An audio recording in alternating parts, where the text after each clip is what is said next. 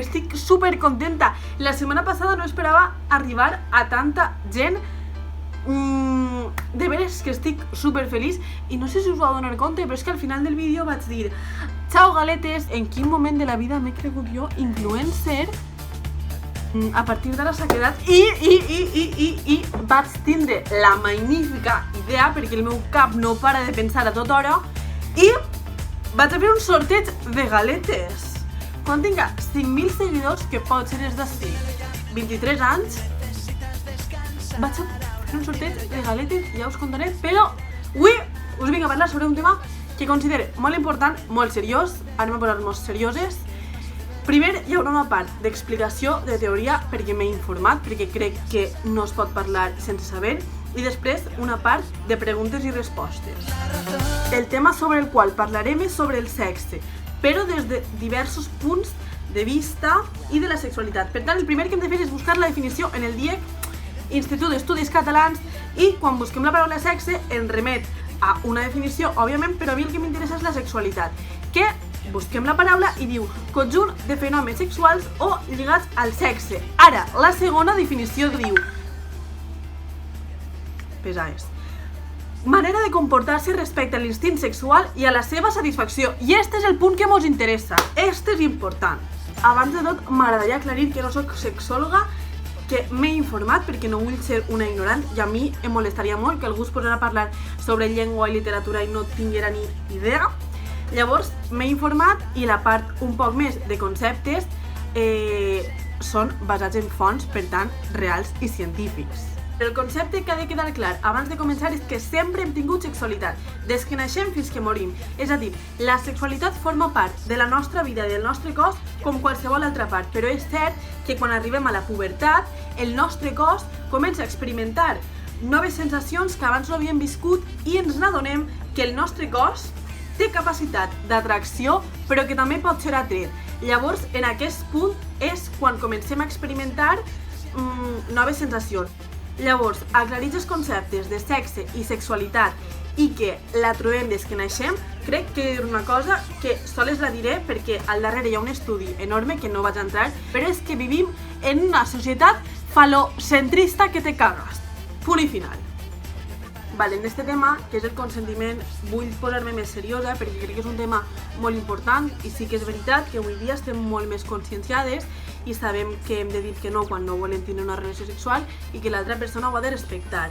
Però hi havia una pregunta que m'han fet: què opines dels nois que no volen posar-se condó perquè no se sent el mateix? Primera, jo si estic en un tio que no vol posar-se condó, jo ho tinc molt clar. Adiós i muy buenas. Crec que és una falta de respecte cap a tu mateix, i és molt important tenir respecte cap a tu mateix i cap a l'altra persona, increïble, però és que a més, tu no saps en qui pot haver estat l'altra persona. El condó és imprescindible. Així entra un tema també molt important que sempre discutisc amb les meves amigues, que és que el poses el condó per no quedar-te embarassada. Senyores, senyors, òbviament l'embaràs, i gràcies a qui siga, es pot avortar, es pot tallar, som pro-avortament, o sigui, això no cal ni que ho diga.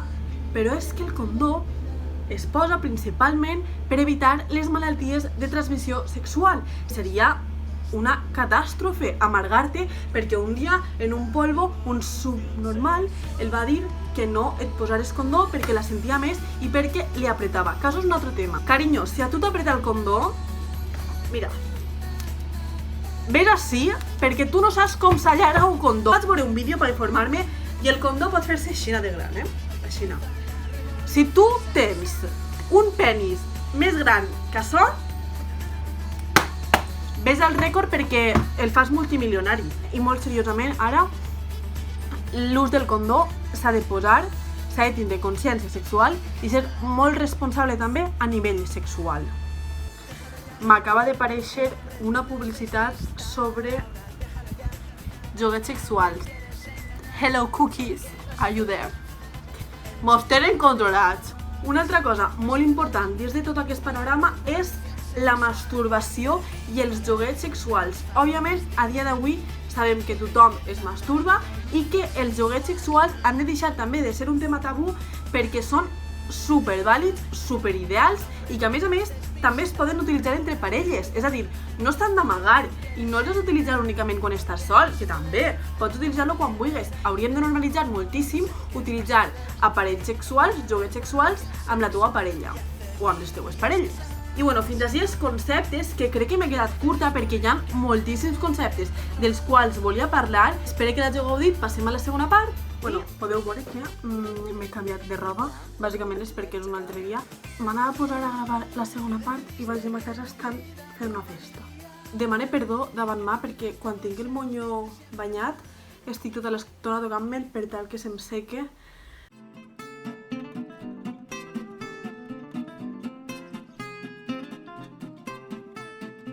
Hem arribat a la part de preguntes i respostes i, com he dit abans, en la part anterior del vídeo, vull deixar clar que en absolut soc sexòloga, vaig a donar bàsicament el meu punt de vista i sobretot hi ha preguntes que no tenia ni idea, per tant no les contestaré, i d'altres que les contestaré des de la meva experiència. Vull dir, totes les preguntes que jo conteste o que dono la meva opinió és o perquè m'he vist implicada o perquè he experimentat bàsicament alguna relació semblant, o bàsicament la pregunta en si m'ha passat.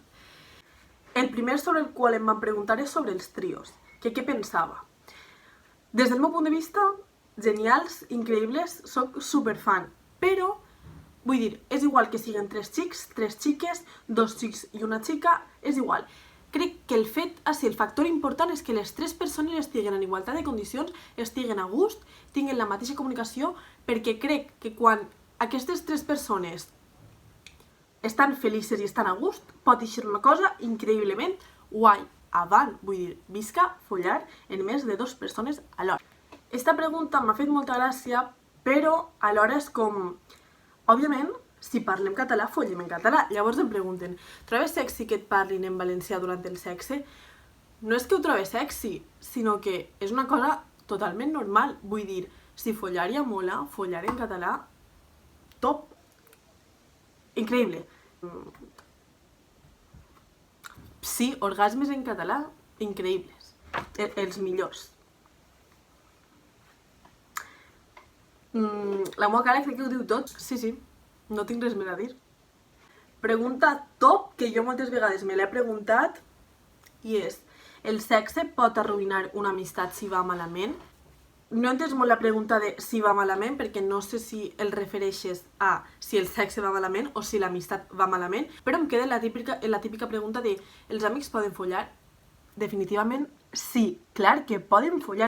Crec que si 2 persones es volen a nivell d'amistat i no tenen cap problema i són madurs, tant sexualment com afectivament, per saber que poden continuar tenint una relació d'amistat, i tant que es pot follar entre amics, ho recolze.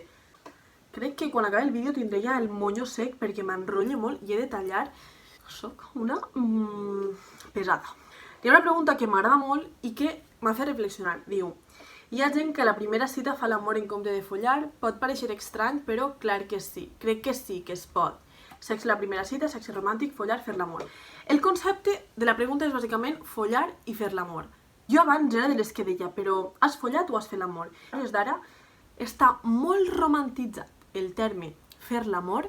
Crec que hem de deixar de diferenciar aquests 2 conceptes perquè són igual de vàlids. Per exemple, pots conèixer una persona una nit i te'n vas al llit en eixa persona, fas l'amor, folles amb ella, és que m'és igual, mantens relacions sexuals en ella i pot ser molt més bonic que amb la teua parella que dus 10 anys. Per tant, és tot tan subjectiu que crec que no hem de diferenciar i crec que follar és igual de bonic que fer l'amor.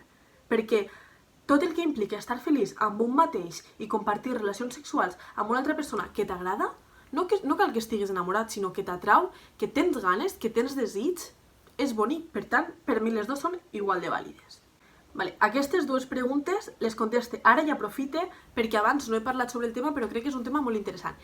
I, sota el meu punt de vista, crec que el sexe... el sexe, jo no sé què dir, tant temps parlant del sexe, doncs al final. Crec que la virginitat no existeix. I no existeix perquè, bàsicament, perdre la virginitat és un concepte superfalocentrista, perquè implica que un penis penetre a una vagina i es trenca l'himen. Però, òbviament, no hi ha 1000 formes de fer sexe com acabem de comentar. Per tant, el concepte de perdre la virginitat és únicament entre persones cis heteros. Visca la diversitat sexual, visca tot el que no siga normatiu. I bàsicament ja està. M'ho he passat molt bé contestant aquestes preguntes perquè bàsicament heu participat un poc. Així que ja pensaré un tema molt interessant també per al següent vídeo i com heu pogut comprovar crec que el meu cabell ja està quasi sec. Us recordo, com vaig dir ahir, que se'm va ocórrer ahir, al principi del vídeo, vaig a fer un sorteig quan tinga 5.000 seguidors sortejant galetes. La llum! I ja està. Fins així, espero que hàgiu gaudit moltíssim i fins la setmana que ve. Ui, el sexe. Gala, para de pensar en sexe. Estàs parlant de sexe? No? Perquè la comunicació, recordem que és molt important, per favor, per favor. Desperta l'esperança, on està la meva terra, on volia créixer. No. Si m'ofegues